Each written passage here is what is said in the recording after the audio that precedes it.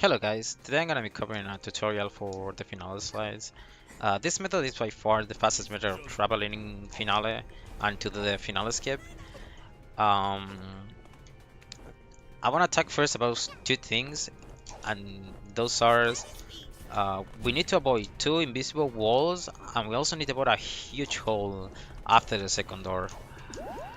Um, in order to do this, we do the same strat for the three of them.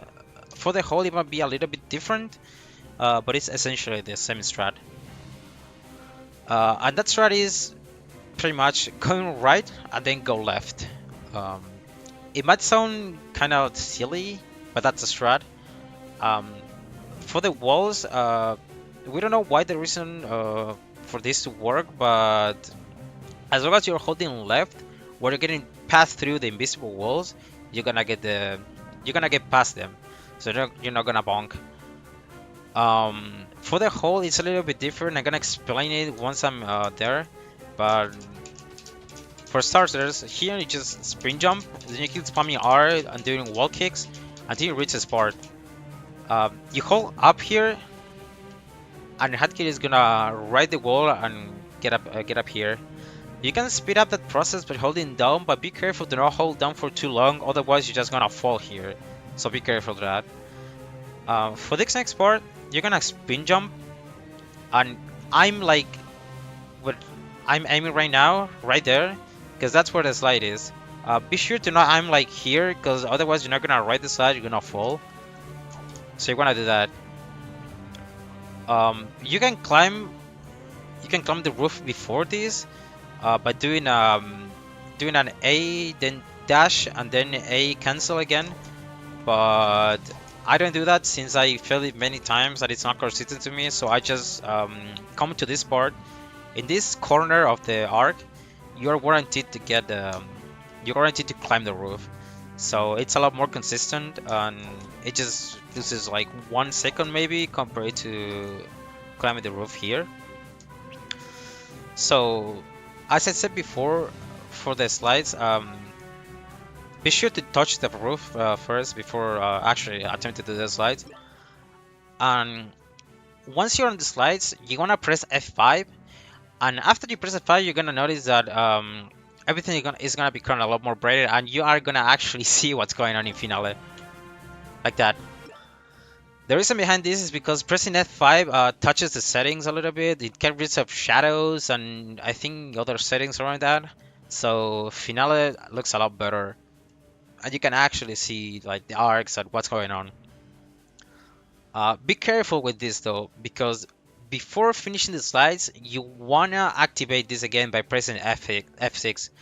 The reason you wanna activate this again is because on the Mustache Gear fight, there is a phase which is the third phase, the Mafia Ball phase, in where you hit her with the Mafia Ball and when the Mafia Ball is on the air, you wanna see at the shadow of the Mafia Ball to know where it's gonna land. If you keep this setting activated like F5, you're not gonna see the shadows and you're gonna be super confused. So be sure to activate this before entering the Musashi fight. It can be do at the end of the slide, or it can be do before the fight. Doesn't matter. But as long as you activate this before the third phase of the fight, you should be fine. So for this main slides, you actually want to be all the way to the left here, and pretty much for the slide. There's a hole on this part, but as long as you are on the left, you're not gonna fall down. You can see Hot Gear there bumped a little bit because he got past the wall, the hole. And here comes the third invisible wall. For this invisible wall, your visual cue is that big chandelier at the right. It's the first chandelier after the first door. Sorry. For the strat, as I said before, we're gonna go right and then left. You can go upright, you can go right, you can go left. You can go upright, you can go right. It doesn't matter. I go upright, but some other players prefer to go right. But as long as you are holding left when you're getting passed through the walls, which by the way they are like in the middle of the arc, you're gonna get the skip. Be sure to actually go upright or right once you're entering the arc, not before, because you actually might wonk. Um, and be sure to not go too much to the right because you want to go left as fast as you can or as soon as possible so you can actually pass through the invisible walls. So here, upright and left. As you can see, I barely moved. I didn't even go too much to the right. And I still got the skip. You can notice that I actually went up right once I was about to enter the arc, and that's what you need to do. For this part, you keep going until the very, not the very end, but um, until this part. Here comes the second invisible wall. And your visual cue for this is the arc before the second door. So for this part, we're gonna do the same. You can see that I barely moved there, and I actually went right there. I didn't go upright. I barely moved, and I still got the skip. As long as you're moving left, like I said before, you're gonna get the skip. Uh, I recommend you experiment with this and find the best way you can do this, but it's actually super consistent. For the hold, it might be a little bit too tricky sometimes, but it's the same concept.